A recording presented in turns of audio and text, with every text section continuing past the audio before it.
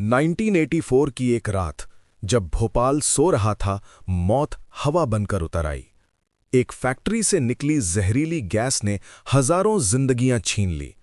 लोगों को समझने का मौका भी नहीं मिला। चीख, अफरा-तफरी और अंधेरा, सब कुछ एक पल में बदल गया।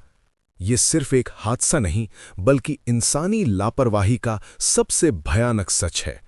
इस ट्रेजेडी की पूरी जानकारी आगे देखिए। 1984 की एक अंधेरी रात, भोपाल के यूनियन कार्बाइड फैक्ट्री से जहरीली गैस लीक हो गई।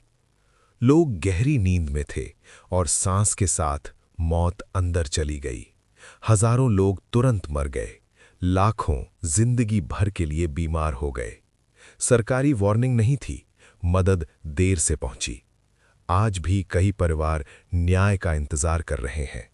भोपाल गैस ट्रेजेडी सिर्फ हादसा नहीं, एक भयानक चेतावनी है। हॉस्पिटल्स में जगह कम पड़ गई। डॉक्टर्स के पास इलाज के लिए न दवा थी न सही जानकारी। जहरीली गैस ने आंखों, लंग्स और शरीर के अंदर गहरा नुकसान किया। बच्चे, महिलाएं और बुजुर्ग सबसे ज्यादा प्रभावित हुए। सालों बाद भी प्रभाव खत्म नहीं हुआ। नई पीढ़ी तक बीमारी पहुंची। यूनियन कार्बाइड के जिम्मेदारों को कभी पूरी सजा नहीं मिली। गैस के बाद भी फैक्ट्री के आसपास जमीन और पानी जहरीला बना रहा। सरकारी सफाई और रिहैबिलिटेशन का काम अधूरा रह गया। विक्टिम्स ने सालों तक सड़कों और कोर्ट्स में आवाज उठाई। आज भोपाल गैस ट्रेजेडी के शिकार लोग यादें और दर्द के साथ जी रहे हैं। ये ट्रेजेडी दुनिया के लिए एक वार्निंग है। लापरवाही की कीमत इंसानी जिंदगी होती है। इस हादसे के बाद इंडस्ट्रियल सेफ्टी के नियम पर सवाल उठने लगे।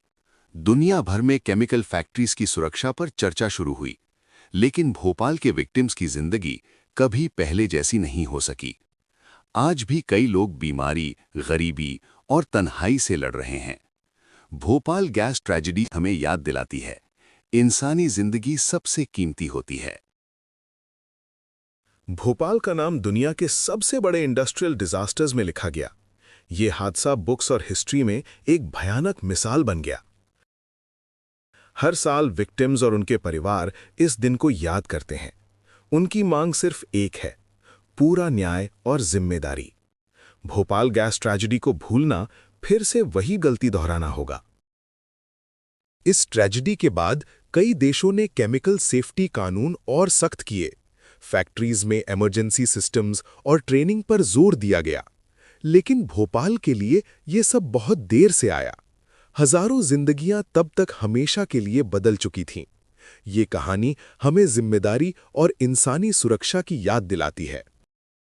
इस हादसे में सरकारी निगरानी और कॉरपोरेट जिम्मेदारी पर गहरा सवाल उठाया।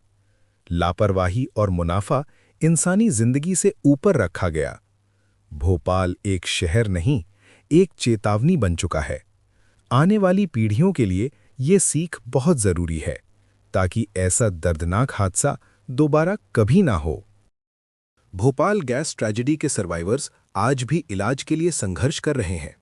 सही मेडिकल सपोर्ट और मुआवजा अब तक अधूरा है। कई इलाकों में आज भी जहरीला पानी इस्तेमाल हो रहा है। इस वजह से बीमारियां और बढ़ती जा रही हैं।